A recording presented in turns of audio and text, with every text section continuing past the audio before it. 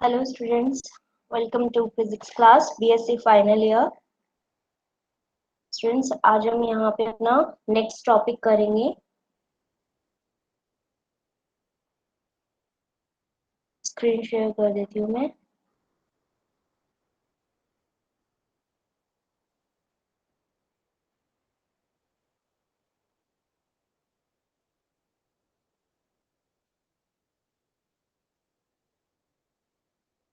Students देखो, जैसे आपने लास्ट टॉपिक पढ़ा वो पढ़ा था रोटेशनल स्पेक्ट्रा के लिए. ठीक है. रोटेशनल स्पेक्ट्रा के अंदर हमने ये कहा था कि हमारे पास दो मॉलिक्यूल्स हैं. ठीक है, दो न्यूक्लियाई आपके लिए हुए थे और हमने एक पर्टिकुलर एक्सिस ऑफ रोटेशन के अलाउंग इनको क्या किया था, रोटेट करवाया था. और ये कहा था कि जब ये रोटेट करे इस एक्सिस के थ्रू तो हमने इन दोनों के बीच का जो डिस्टेंस था आर वो लेके अपने इनका इस एक्सिस के अलोंग m1 और m2 जो मास ऑफ न्यूक्लियर माने हुए थे इनके अकॉर्डिंग आपने एनर्जी निकाली थी. जहां पे जो मास है वो आपने पर्टिकुलर m1 m2 नहीं लिया था, रिड्यूस मास का फॉर्मूला लेके यहाँ पे आपने सॉल्व किया था. और अगर कोई भी चीज, एक आपका कोई भी न्यूक्लियस या एटम भी है मॉलिक्यूल, वो एक पर्टिकुलर एक्सिस के अलोंग मूव करता है तो आपको पता है वहां पे मोमेंट ऑफ इनर्शिया भी आता है. तो हमने मोमेंट ऑफ इनर्शिया का केस भी लिया था और मोमेंट ऑफ इनर्शिया जो आपका mr² होता है वहां पे हमने मास को रिड्यूस मास से चेंज कर दिया था m1 एंड m2 से. तो रिड्यूस मास की फॉर्म में हमने मोमेंट ऑफ इनर्शिया बताया था I = म्यू आर का स्क्वायर. तभी आपको बताया था कि वहां पे इस तरीके से आपको सॉल्व करना भी आ सकता है. ठीक है. और फिर उसके बाद हमने यहाँ पे क्या किया था, एनर्जी कैलकुलेट करी थी आपकी. जब ये दोनों मॉलिक्यूल्स पर्टिकुलर एक्सिस के अलोंग मूव करते हैं, रोटेट करते हैं, तब आपकी एनर्जी जो आई थी वो कितनी थी, h का square by 2i j into j+1. ठीक है. यहाँ पे आपने देखा था कि जो J है उसकी वैल्यू 0, 1 2 3 एंड सो ऑन इस तरीके से आप पुट कर सकते हो. तो जो सिलेक्शन रूल आपका यहाँ से आया था रोटेशनल स्पेक्ट्रा के अंदर वो del J is equal to 0 +-1 था. Del J is equal to +-1, right. तो +-1 था. और जो आपका पर्टिकुलर जो इससे रोटे लेवल्स आए थे उन वो लेवल्स तो हमारे इक्वल डिस्टिंग्विश नहीं थे, लेकिन लेवल्स के अंदर के लेवल हमने जब देखे तो वो हमारे एक पर्टिकुलर कांस्टेंट 2b के साथ थे. ठीक है. ये तो हमारा इसका था, रोटेशनल स्पेक्ट्रा के लिए था. ठीक है. अब हम किसके ऊपर चलते हैं, वाइब्रेशनल के लिए चलते हैं. ठीक है. वाइब्रेशन स्पेक्ट्रा जब हम इसके अंदर यूज करेंगे, वाइब्रेशन स्पेक्ट्रा यानी कि वाइब्रेशन मॉलिक्यूल के वाइब्रेशन की वजह से आएगा. रोटेशनल स्पेक्ट्रा की वजह से आया था, रोटेशन की वजह से आया था, राइट. अब हम क्या कर रहे हैं, इसके वाइब्रेशन की वजह से कर रहे हैं. तो इसका मतलब क्या हुआ, ये एक मॉलिक्यूल जो है आपका ये क्या करेगा, अपनी एक्सिस के अलोंग वाइब्रेट करेगा. ठीक है. अगर ये तो इसका मतलब एक पर्टिकुलर, जैसे ये यहाँ पे है, ठीक है, ये यहाँ पे हुआ फिर यहाँ पे हुआ, इसका मतलब एक इक्विलिब्रियम पोजीशन जिसके अलोंग ये क्या करने लग रहा है, वाइब्रेट कर रहा है. ठीक है. इसका मैंने मान लिया कि पहले जो इनके बीच में था वो कितना था, आपका आर आपका डिस्टेंस था, लेकिन ये यहाँ पे जब वाइब्रेट करता है तो इतनी पोजीशन और गेन करता है.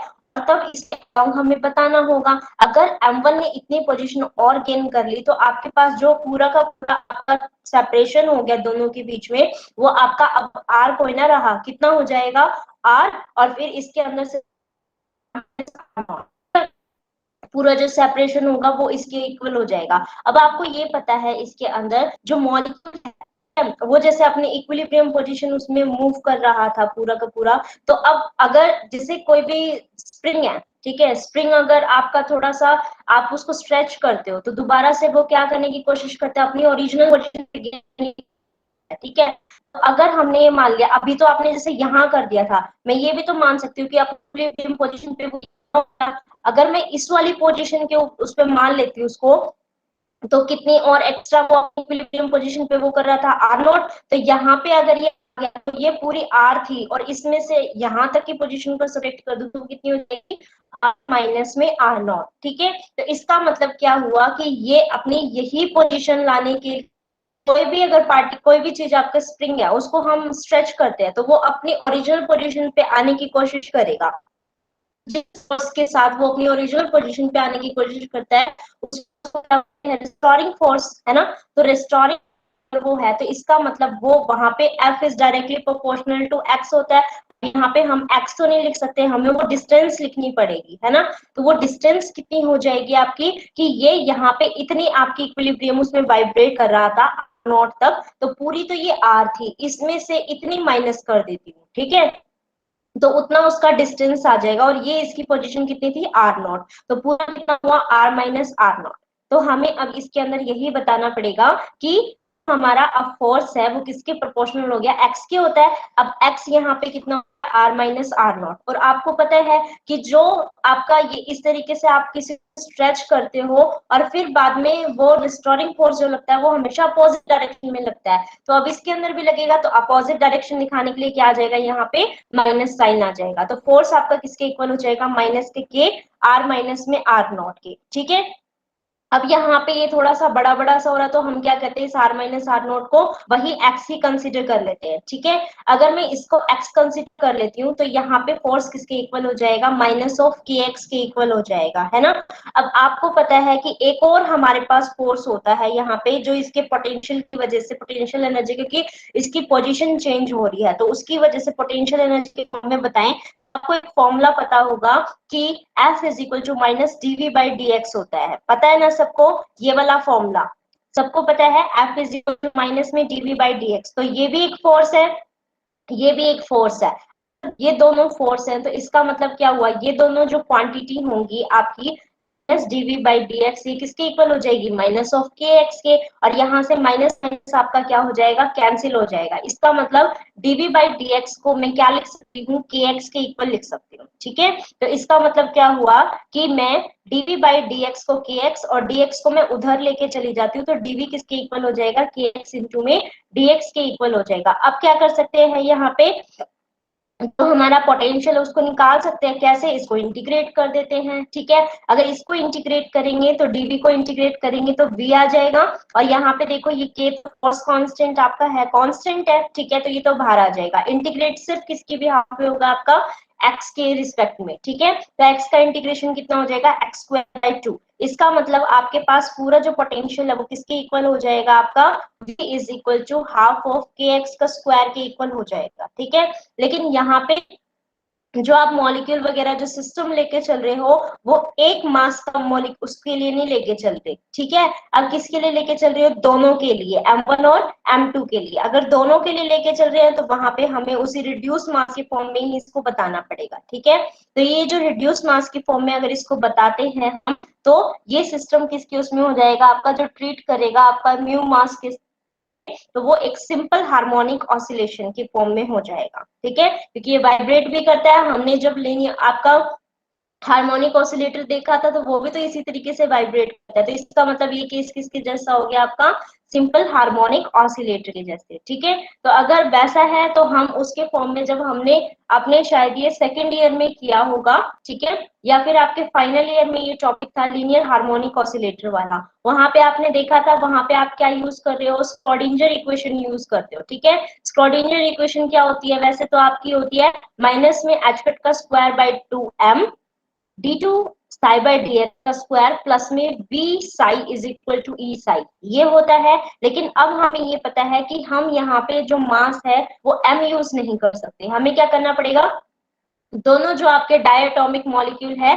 उनके कॉरेस्पॉन्डिंग करने पड़ेंगे। ये तो अपना रोटेशन का फिगर है, लेकिन इसको समझाने के लिए मैंने इसको ये लिया है क्योंकि अब ये क्या कर रहा है यहाँ पे रोटेट नहीं कर रहा, अभी अब वाइब्रेशन, अब हम इसकी रोटेशन वाली चीज नहीं बता रहे, अभी हम क्या बता रहे हैं इसकी वाइब्रेशन के लिए बता रहे हैं, ठीक है। तो अब वाइब्रेशन के लिए कर रहे हैं, इसका मतलब ये वाइब्रेट कर रहा है, तो दोनों मॉलिक्यूल्स की कॉरेस्पॉन्डिंग मास बताना पड़ेगा, जो हम क्या यूज कर रहे हैं रिड्यूस मास, ठीक है। और जो पोटेंशियल है वो आपने अभी सॉल्व किया, कितना है हाफ की एक्स स्क्वायर, तो यही दोनों वैल्यू क्या करनी है आपने आपकी स्क्रोडिंजर इक्वेशन में पुट करनी है। तो पुट करने के बाद m तो आपका म्यू हो जाएगा और यहाँ पे जो v साइड है आपकी वो कितनी हो गई माइनस में एच कट का square by 2 mu D two psi by D x का स्क्वायर प्लस में हाफ ऑफ के एक्स का square psi is equal to E psi के इक्वल, ठीक है। यहाँ तक आ गया। अब हमें क्या करना है, इस करस्पॉन्डिंग क्या करना था, इसका एनर्जी लेवल्स फाइंड आउट करने थे। तो जो अगर अपनी जो हार्मोनिक ऑसिलेशन है, ठीक है, उस जिसकी आपकी जो स्क्रोडिंजर इक्वेशन है वो इस तरीके की है, तो हमें पता है उसके लिए जो आपकी एनर्जी का फॉर्मूला है वो कितना है आपका v प्लस में half of H nu not, ठीक है। यहाँ पे ये v की वैल्यू आपकी जाएगी 1 2 3 और ये अपनी उस हार्मोनिक ऑसिलेटर की फ्रीक्वेंसी हो गई, ठीक है। इसको आप एच न्यू नॉट की फॉर्म में भी बता सकते हो या फिर एच कट ओमेगा की फॉर्म में भी बता सकते हो, बात एक है, ठीक है। एच कट ओमेगा या फिर एच न्यू की फॉर्म में, ठीक है। तो अब क्या करना है, इसके लिए वही आपके न्यू की वैल्यू बतानी है कि ये कितनी हो जाएगी आपकी 0 1 2 3 एंड सो ऑन, आपके कितने भी हो सकते हैं, ठीक है। और ये क्या है आपका वाइब्रेशनल क्वांटम नंबर आ गया, ठीक है। वहां पे क्या था रोटेशनल में जे की वैल्यू वेरी करवा रहे थे ना 0 1 2 3, तो वो क्या था आपका रोटेशनल क्वांटम नंबर था। और यहाँ पे आपका न्यू है तो ये कितना हो जाएगा, न्यू इज इक्वल टू 0 1 2 3, ये न्यू क्या है आपका वाइब्रेशनल क्वांटम नंबर, ठीक है। अब इसके लिए अगर देखो हमें क्या बताना था, ये आपकी एनर्जी आ रही है, ठीक है। अब ये तो न्यू की वैल्यू तो आप बहुत चेंज कर रही है, तो अगर आप ग्राउंड स्टेट के लिए बना रहे हो तो ग्राउंड स्टेट तो आपका इसके अंदर जीरो से एग्जिस्ट करता है ना, अगर जीरो से करता है तो आपने इसके अंदर जीरो रख दिया, अगर इसको जीरो रखते हैं तो ये कितना आ जाएगा हाफ एच न्यू नॉट, ठीक है। इसका मतलब जो ग्राउंड स्टेट की एनर्जी है ई नॉट की वो कितनी हो गई आपकी हाफ एच न्यू नॉट, ठीक है। तो इतनी एनर्जी हमारी ये हो जाती है किसके लिए, ग्राउंड स्टेट के लिए। अगर फर्स्ट के लिए निकालेंगे तो E1 यानी कि फर्स्ट एक्साइटेड स्टेट के लिए निकालोगे तो 1 के लिए, तो यहाँ पे B की वैल्यू को 1 पुट कर दीजिए वाइब्रेशनल क्वांटम नंबर को, तो 1 प्लस हाफ कितना हो जाएगा आपका 3/2, 3/2 एच न्यू नॉट हो जाएगा, राइट। तो इसको हम क्या लिखेंगे कि E1 is equal to 3/2 h nu naught. और ग्राउंड स्टेट के लिए मेन जो अपना एग्जाम में पूछेगा वो इसके कॉरेस्पॉन्डिंग, मैं आपको देखो ये भी बताने लग रही हूँ कि आपका कौन सा फॉर्मूला एग्जाम के अंदर आप यूज कर सकते हो, क्योंकि ये चीज पूछी जाती है। वो क्या करेगा आपको खाली आपके न्यू की वैल्यू दे देगा और ये बता देगा इस लेवल के लिए है तो आप बताओ, या फिर यू कह देगा कि ग्राउंड स्टेट के लिए इसकी एनर्जी कितनी हो जाएगी। तो ग्राउंड स्टेट के लिए आपको पता होना चाहिए न्यू की वैल्यू कितनी होनी चाहिए, 0, ठीक है। वहां पे आप इसको कैलकुलेट कर सकते हो। तो अभी तो हमने किसके लिए की थी, जीरो के लिए। देखो nu is equal to zero के लिए ई नॉट की वैल्यू कितनी होगी, हाफ एच न्यू नॉट, ठीक है। अगर फर्स्ट के लिए लेके चलेंगे तो यहाँ पे इसकी वैल्यू 1 हो गई, तो ये कितनी हो जाएगी आपकी ई वन की वैल्यू बेटा, ये हो जाएगी 3/2 एच न्यू नॉट, ठीक है।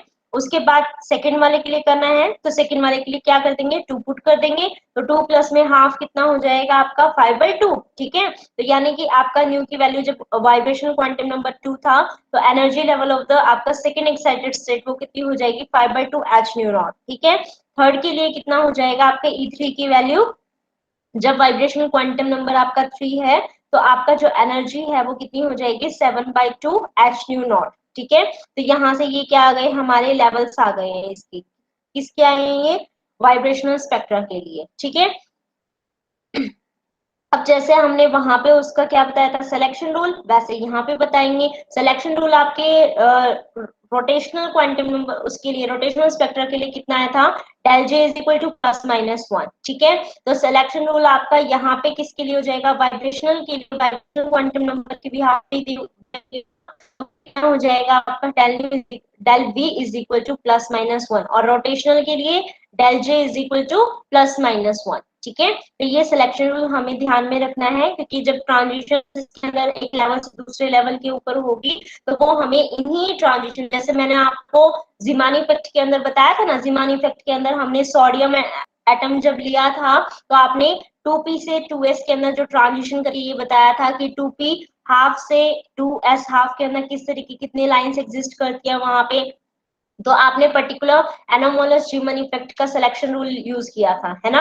और जब हमने पास्टन बेक इफेक्ट के लिए इसको बताया था, यानी कि जब हमने मैग्नेटिक फील्ड को स्ट्रॉन्ग कर दिया तब हमने पास्टन बेक इफेक्ट के कॉरेस्पॉन्डिंग जो सिलेक्शन रूल था वहां से उस चीज के पर्टिकुलर क्या किया था आपने ट्रांजिशन करवाई थी। तो अब अगर आपको यहाँ पे कोई ट्रांजिशन निकालने के लिए बोलेगा तो आप क्या करोगे, वाइब्रेशन स्पेक्ट्रा के अंदर इसी सिलेक्शन रूल के कॉरेस्पॉन्डिंग उन्हीं ट्रांजिशंस को बताओगे, ठीक है। वहां पे जो आपके नॉर्मल और एनामोलस ह्यूमन इफेक्ट के लिए जो आपकी ट्रांजिशन जो सिलेक्शन रूल आए थे वो 0 +-1 थे, लेकिन वाइब्रेशनल स्पेक्ट्रा के अंदर रोटेशनल स्पेक्ट्रा के अंदर 0 वाला कंसीडर नहीं करते, +-1 वाला ही है, ठीक है। देखो अब वहां पे भी हमने वेव नंबर निकाला था ना जब रोटेशनल स्पेक्ट्रा कर रहे थे, तो यहाँ पे भी क्या करना पड़ेगा, वेव नंबर की फॉर्म में करना पड़ेगा, ठीक है। तो वेव नंबर की फॉर्म में करते हैं तो एच से डिवाइड करते हैं, ई की वैल्यू आपके पास है, ठीक है, यानी कि जो आपका पीछे आपने निकाला था ये वाला फॉर्मूला, ई न्यू वाला, ठीक है। ये इसको क्या कर दोगे, HC से डिवाइड कर देंगे तो वो किसकी फॉर्म में आ जाएगा, वेव नंबर की फॉर्म में, ठीक है।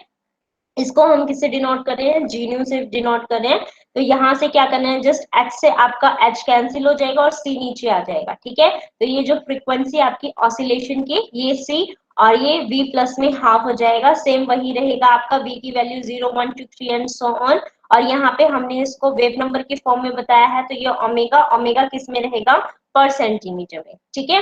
मैंने आपको लास्ट क्लास में बताया था एनर्जी वैसे तो आपकी चेंज हो सकती है, लेकिन अगर वो वैल्यू आपको जो दी हुई है वो पर सेंटीमीटर में अगर आपको दी हुई है, इसका मतलब आपको कौन सा फॉर्मूला वहां पे दिया हुआ है, वेव नंबर का, ठीक है। कौन सा फॉर्मूला दिया हुआ है, वेव नंबर का। जैसे रोटेशनल में आपके पास एक फॉर्मूला आया था, del nu is equal to B J into J plus one, ठीक है। तो आप ये वाला कब लगाओगे कि डेल न्यू यानी कि जो वेव नंबर है वो किसमें हो, पर सेंटीमीटर में। अगर वो पर सेंटीमीटर में नहीं है और एनर्जी की यूनिट में दिया हुआ है उसको, ठीक है, तो आप कौन सा फॉर्मूला लगाओगे, एच कट का square by 2i J into J plus one, ठीक है। तो ये दोनों फॉर्मूले आपको ध्यान रखना है और ये भी ध्यान रखना है उससे पूछा क्या हुआ है ना।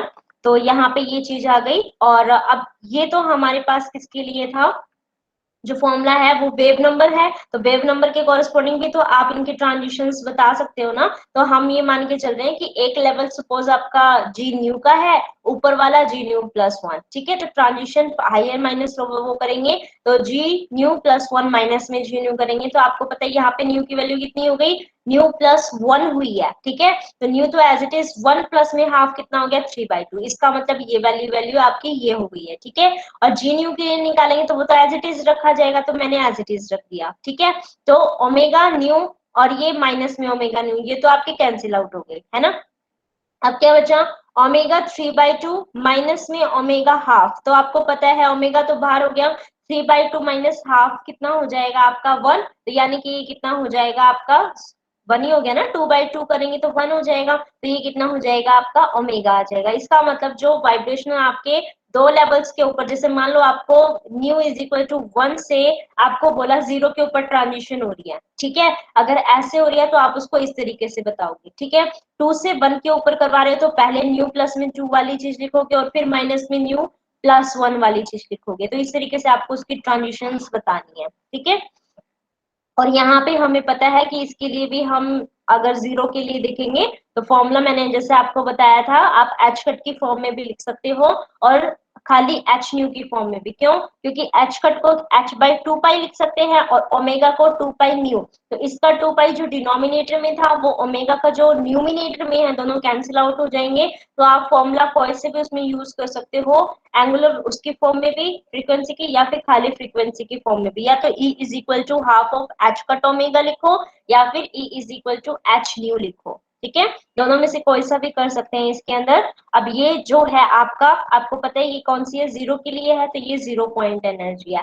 और ये कब लिया है आपने, जब आपने लीनियर हार्मोनिक ऑसिलेटर यानी कि सिंपल हार्मोनिक ऑसिलेटर को चूज किया है। लेकिन सीधी सी बात है, हर कोई आपका जो ऑसिलेटर है वो हार्मोनिक नहीं हो सकता है, ठीक है। तो इसका मतलब हमें क्या करना पड़ेगा इसके लिए, जैसे हमने रोटेशनल के अंदर एक ये बोला था कि हर कोई चीज हमारी रिजिड बॉडी नहीं हो सकती है, ठीक है। तो इसीलिए हमने उसको नॉन रिजिड बॉडी का फैक्टर भी वहां पे ऐड किया था। अब ये इसके लिए भी हमें क्या करना पड़ेगा, ये तो हमने हार्मोनिक लिया हुआ है, उसकी इक्वेशन उससे सेटिस्फाई करेगी, लेकिन जरूरी कोई ना है हर चीज आपकी हार्मोनिक रहे, ठीक है। अनहार्मोनिक भी तो हो सकती है, अगर वो हो सकती है तो उसका फैक्टर भी क्या करना पड़ेगा इसके अंदर ऐड करना पड़ेगा, ठीक है। तो वो हम नेक्स्ट लेक्चर के अंदर करेंगे, जहां पे इसका एन हार्मोनिक फैक्टर हमें चूज करना पड़ेगा कि वो आपका क्या होगा, और तब हमारी जो वाइब्रेशनल एनर्जी होगी वो कितनी आएगी, ठीक है।